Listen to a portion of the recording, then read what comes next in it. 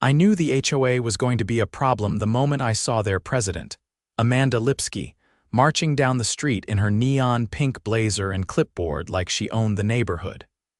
She had that voice-sharp nasal, and always 2 decibels too loud. The kind that made you feel like you were back in 3rd grade getting scolded for breathing wrong. My name's Xander Hull. I'm a paramedic, work weird shifts, and I pay extra every month for a reserved parking space right in front of my condo. It's clearly marked with my unit number and a reserved sign Amanda herself approved when I moved in 2 years ago. So imagine my surprise when I came home after a double shift, running on no sleep and gas station coffee, only to find a white Lexus parked in my spot. Tied to the passenger mirror was a bouquet of fake white roses. I knocked on Amanda's door. She lives 2 units over, and of course, she answered like I had just insulted her dog. "Oh, it's just for today," she said, waving me off. "My daughter Gabriella is getting married, we have guests." "It's one day, Xander, don't be dramatic." "Then they can park in guest parking," I said, pointing down the block. "This is my space, I pay for it." Amanda raised her eyebrows like I just said I hated weddings and puppies. "I'm the HOA president. I have authority to make temporary arrangements for special events." "No, you don't." She rolled her eyes and shut the door in my face. I called the HOA's emergency number. Guess who answered? Amanda. I tried to stay calm. "Look, I'm calling a tow truck if that car's not moved in 10 minutes. "Good luck," she said, then hung up. I stood there for a second, then walked back to my condo, grabbed my phone, and called the towing company listed on the HOA board. The same one Amanda insisted we all use.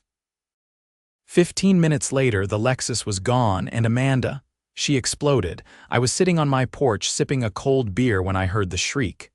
"Where's my daughter's car?" I didn't even look up. "Towed. Reserved space violation." She stormed over, wedding guests gawking, her face redder than the roses on her plastic bouquet. "You ruined my daughter's wedding day, you absolute menace." "No, you did," I said calmly. "You made a choice. You knew it was my space. You're finished." "You'll regret this, I'll make sure of it." I stared at her.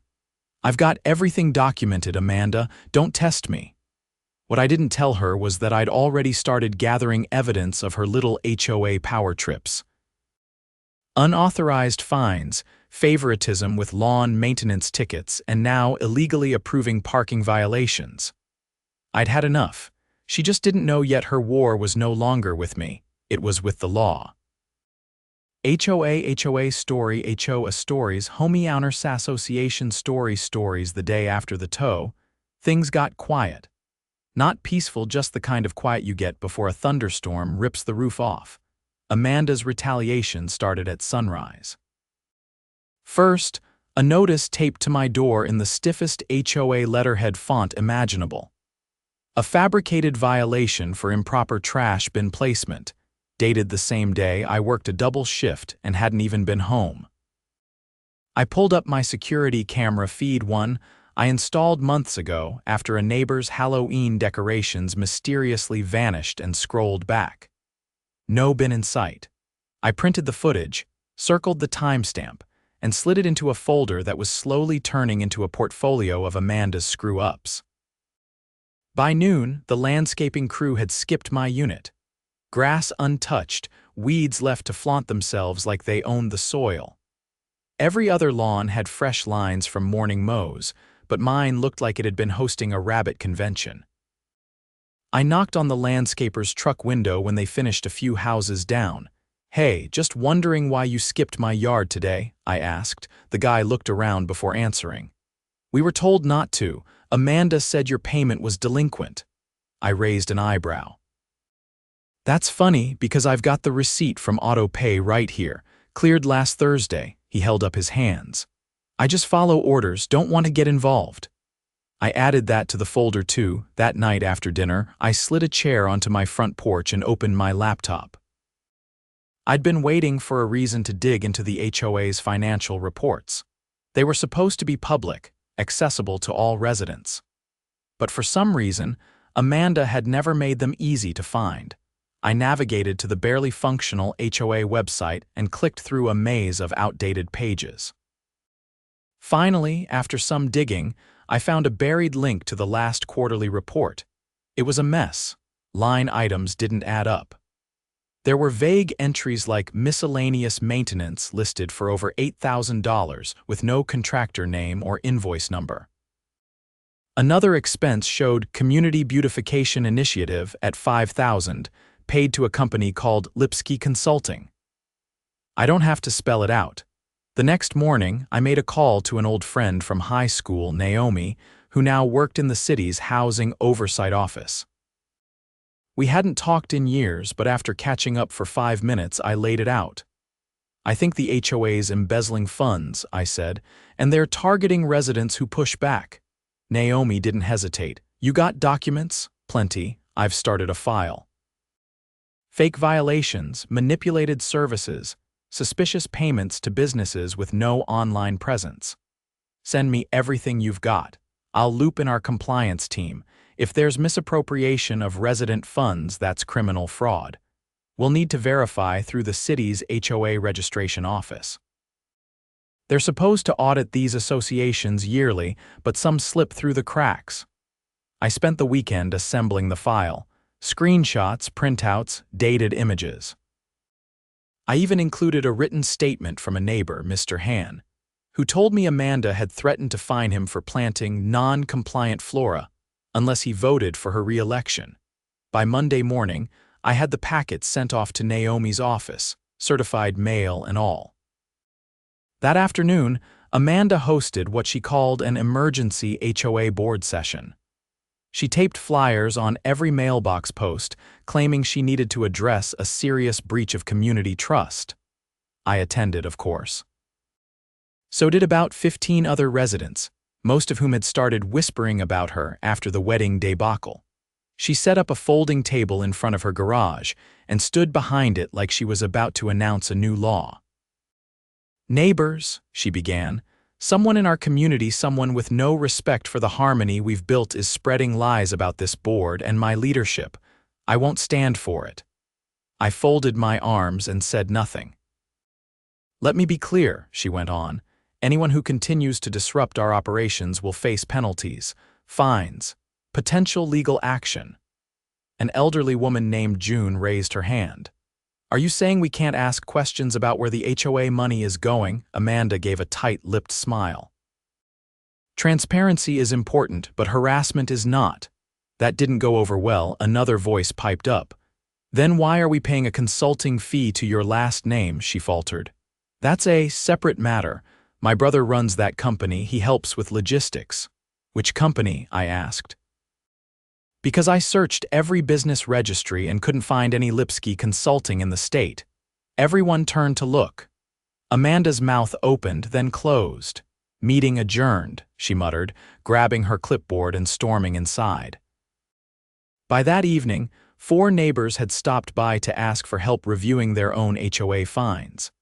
I started a spreadsheet. Patterns emerged.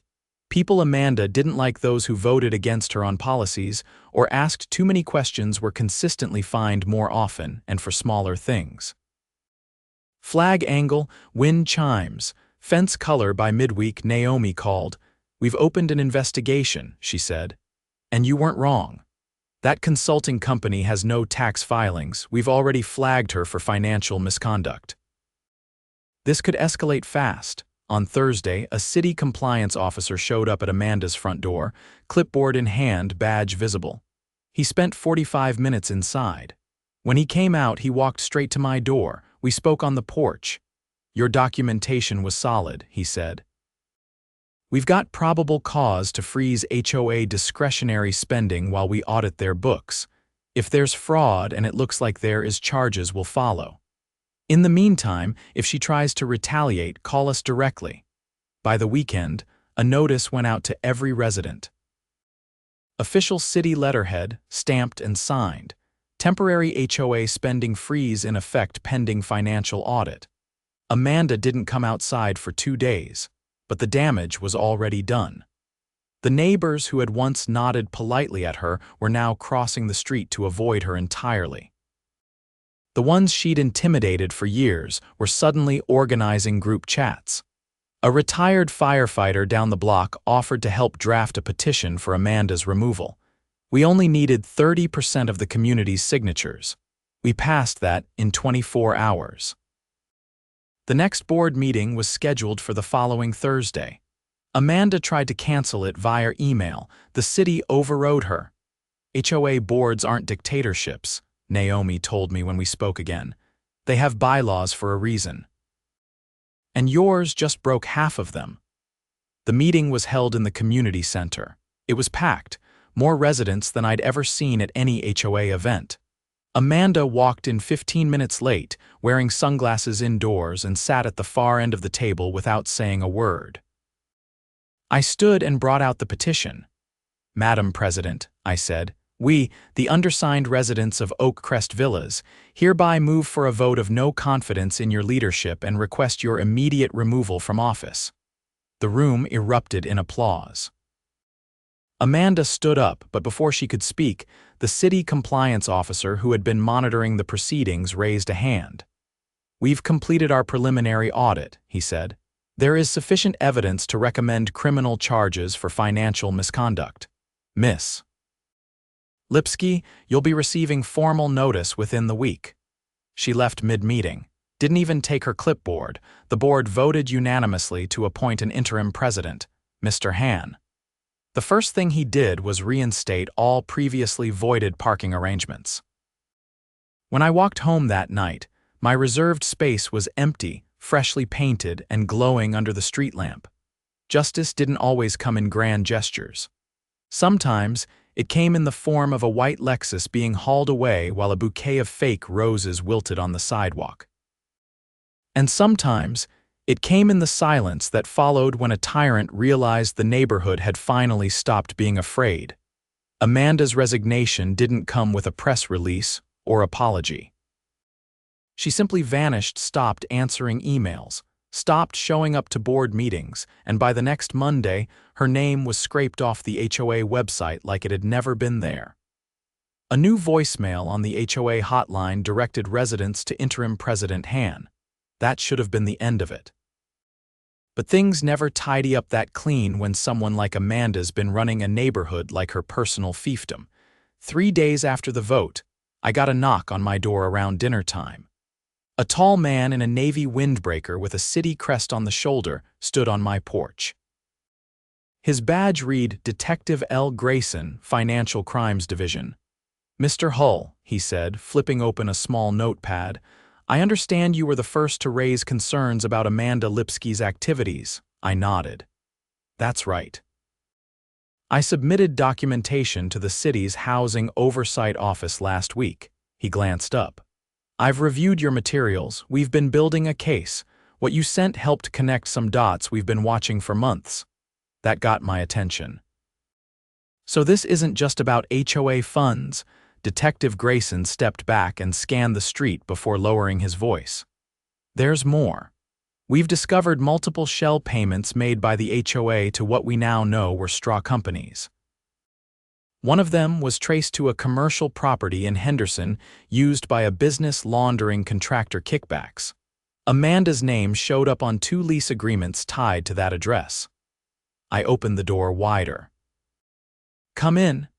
He stepped inside and took a seat at my kitchen table, flipping through his folder. "We've frozen 3 accounts linked to the HOA. One of them had nearly $40,000 in undocumented withdrawals. The records suggest Amanda was diverting funds into a separate personal account under an alias." "What's the alias?" I asked. "Galen Rutherford." I blinked. "She made that up," Grayson shook his head. "It's her grandmother's name.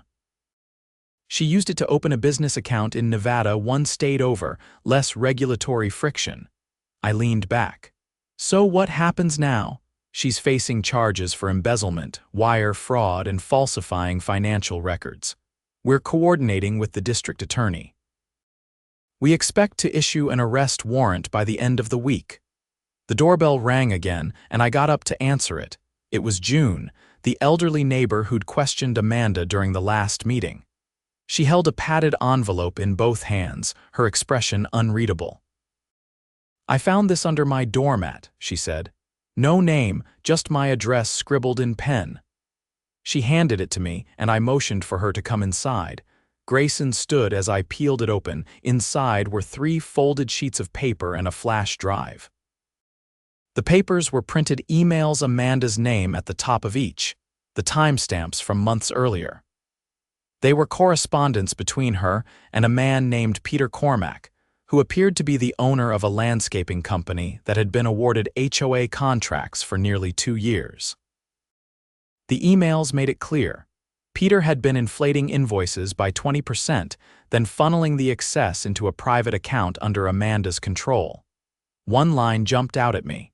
"Make sure the June invoice reflects the new emergency surcharge. No questions residents won't notice." I've got the board distracted with the fence painting policy.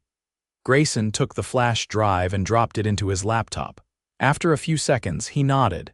"There's encrypted financial data here, same account numbers flagged in our subpoena. This seals it." June looked between us. "Is she going to jail?" Grayson zipped his folder shut. "If the DA signs off, she'll be in custody before the weekend." That night, I joined a small group of neighbors outside the community center.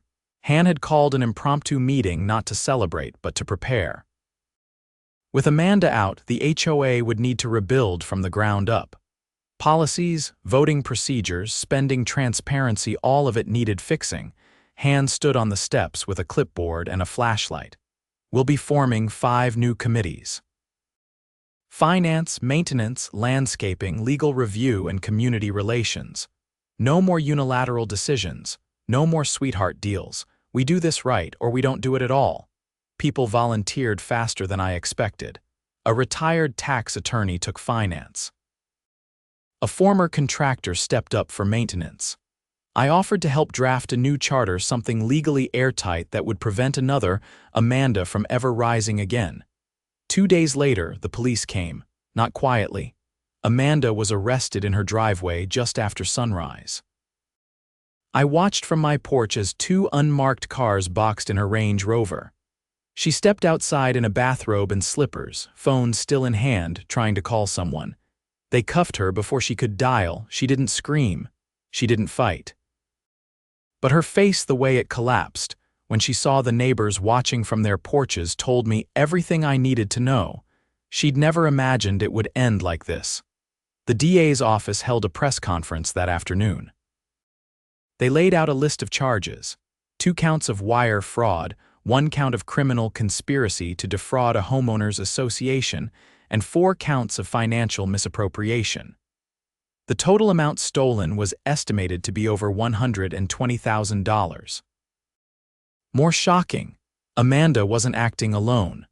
Peter Cormack, the landscaper, had already been indicted, and according to the DA, Amanda had forged board member signatures to authorize 5 different contracts, each one tied to a shell company. A deeper investigation had revealed someone within the HOA management firm was also involved. That firm was dropped immediately. Han brought in a third-party auditor the next day. By week's end, the HOA's entire financial history was under review. I kept quiet during most of it. I didn't need credit. I just wanted my neighborhood back, but something unexpected happened that weekend. A small group of residents pooled together funds to install a community bulletin board near the mailboxes. On it, someone pinned a typed letter unsigned, but clearly written with care. It read, "To the neighbor who stood up when the rest of us stayed quiet, thank you. Some of us thought we had to tolerate the way things were. You reminded us we didn't. You reminded us we have rights. And now we're taking them back." Below that, someone had taped a laminated copy of the old HOA parking map with my reserved spot outlined in red. Next to it, a new sign had been screwed into the post. "Reserved for Unit 32, do not violate. HOA enforcement will be immediate." Funny how things work out. Amanda spent the next 3 weeks behind bars before posting bail. Her trial was scheduled for the following spring. In the meantime, she was barred from contacting any member of the Oak Crest Villas community. That included emails, phone calls, or even setting foot in the neighborhood. Her Range Rover disappeared shortly after she was released. Word was it got repossessed. The HOA, meanwhile, was evolving. We held our first open forum meeting in the newly renovated clubhouse. Over 30 residents showed up. Han introduced a new online portal for financial transparency. Every expense, every vote, every project would now be publicly logged and open for review. And my role. I stayed on the legal review committee, helping draft policies that would protect residents long after I was gone. Because people like Amanda don't just disappear. They move, they rebrand, they try again somewhere else. But here in Oakcrest Villas, the script had changed. No more fake roses. No more clipboards of threats. And no more HOA presidents who thought they were above the law. We'd taken back our neighborhood. And this time we were keeping it. It had been over a month since Amanda's arrest, and Oakcrest Villas was unrecognizable but in the best way possible. Her absence wasn't just relief, it was liberation. The petty fines, the shadowy invoices, the constant tension that hung over every mailbox and mailbox post, all of it had evaporated. Neighbors who had never spoken beyond a polite nod were now organizing weekend cleanups, potlucks, and even a neighborhood watch group. But just as the community began healing, a new thread unraveled, one that even I hadn't seen coming. It started with a voicemail. I was restocking the medical supplies in my truck when my phone buzzed. Unknown number, local area code. I played it on speaker. This is Special Agent Carla Menendez with the State Financial Crimes Bureau. I need to speak with Xander Hull regarding Oakcrest Villas HOA records. This is not in reference to the ongoing district-level prosecution. Please return this call as soon as possible. I stood frozen for half a second before grabbing a pen. Another investigation, not connected to Amanda's case. I called her back immediately. This is Hull, I said. Thank you for returning my call, the agent said, her voice steady and clipped. We've reviewed financial data from the Lipsky case. Your name came up in connection with the original evidence package submitted to the Housing Oversight Office. That's right, I said. I compiled and submitted it. We believe there's a secondary operation that may have been running parallel to the fraud case. It involves misappropriated funds from a state grant issued to the HOA 3 years ago for community safety enhancements. I frowned. The security grant, you're aware of it? Just barely. Amanda mentioned it once during a meeting, said it was used to install new community lighting and update the surveillance system. There's no record of either project being completed, Agent Menendez said. And the contractor listed as the recipient of the grant fund's Bright Path Monitoring Solutions does not exist. I leaned against the truck door. So the grant money's gone. Nearly $60,000, she confirmed. We've traced the disbursement. It was withdrawn in full over 3 separate transactions, all signed off by Amanda. But here's the problem. She wasn't the only one with access. Who else? According to our records, it required a dual authorization. Amanda's co-signer was a board member named Eric Dempsey. That name hit like a dropped wrench. Eric had always been quiet, present at meetings but never vocal. He'd served as the HOA treasurer. No one ever paid much attention to him, least of all Amanda, who treated him like a placeholder. I'll need a formal statement, Menendez said.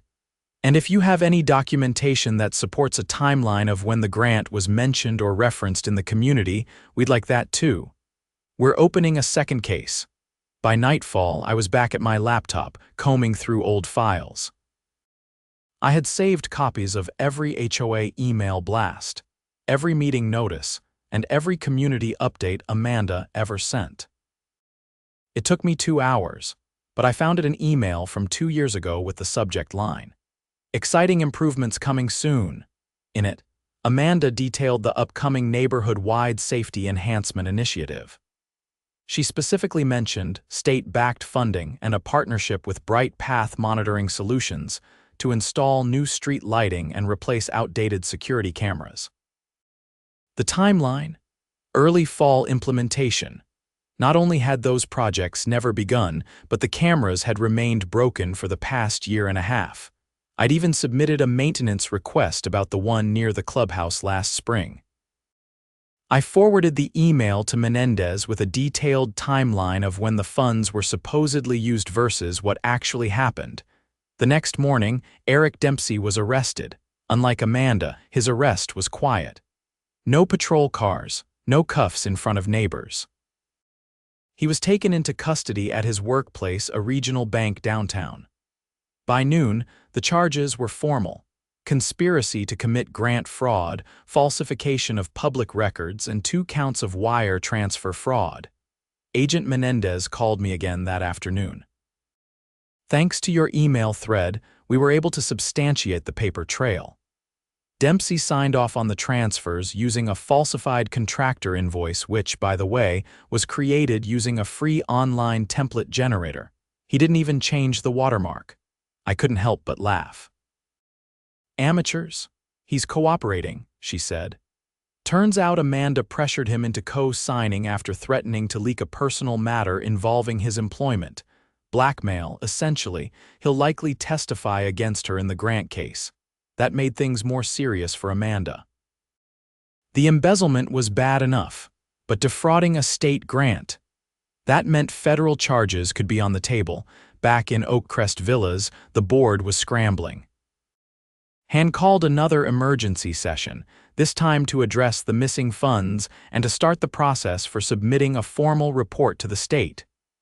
We'll need to apply for restitution, he said, addressing the 20 or so residents who showed up.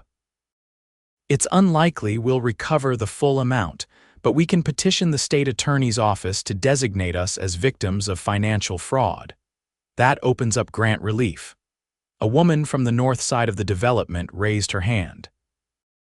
Does that mean we won't get the security updates? Han glanced at me. Not unless we get the funds back, but we're working on a proposal to use reserve funds for critical lighting areas. Xander's agreed to help us review the grant application process from here on out. I gave a small nod. We'll make sure this never happens again. The next few weeks blurred into paperwork, legal forms, and interviews. I testified in front of a grand jury brief, but impactful. Menendez assured me the case was gaining traction fast. Amanda's attorney had requested a plea deal, but prosecutors weren't budging. Then came the news I hadn't expected. Amanda fled. 2 days before her federal indictment was to be unsealed, she skipped her court-mandated check-in. Her ankle monitor was found cut and discarded in a trash can behind a gas station just off the interstate. A regional alert went out, and the U.S. Marshals were brought in. Local media ran the story for a full week. Former HOA president wanted for fraud, now fugitive. Her mugshot, the same one from her first arrest, was plastered across local news sites. The reaction in the neighborhood was mixed shock, disbelief, and in some cases, outright rage. People had trusted her, or at the very least tolerated her. Now she was a wanted criminal, but the marshals didn't take long. 10 days later, she was located in a short-term rental outside of Flagstaff, Arizona, living under the name Gail Rutherford. She was extradited that weekend, and this time there was no bail. Her trial began 2 months later. I was called in as a witness, along with Han, June, and 2 other residents who had been targeted by her during her reign of HOA terror. The prosecution presented the fabricated invoices, the fake contractor identities, the co-signed transfers, and the blackmail against Dempsey. Amanda sat stone-faced through most of it, flanked by an exhausted public defender and 2 marshals. The jury took less than 3 hours, guilty on all counts. The judge sentenced her to 10 years in state prison, with eligibility for parole after 7. She was also ordered to pay over $180,000 in restitution, a number that included the stolen HOA funds, the state grant, and legal fees. After the verdict, Han and I stood outside the courthouse. The sun was setting behind the city skyline, the air cool and quiet. "You think she'll pay any of that back?" Han asked. "Probably not," I said. "But we'll recover in other ways." And we did. The HOA restructured completely. Every board member was elected through vetted nominations, financial decisions were published monthly, and a third-party auditor reviewed every expense. The grant was reissued the following year to fund real security improvements. We installed new LED streetlights, motion sensor cameras, and a public emergency call box near the park. But the biggest change wasn't physical. It was cultural. People no longer saw the HOA as an untouchable authority. They saw it as theirs, as something they could shape, question, and hold accountable. The fear Amanda had cultivated was replaced by vigilance, collaboration, and pride.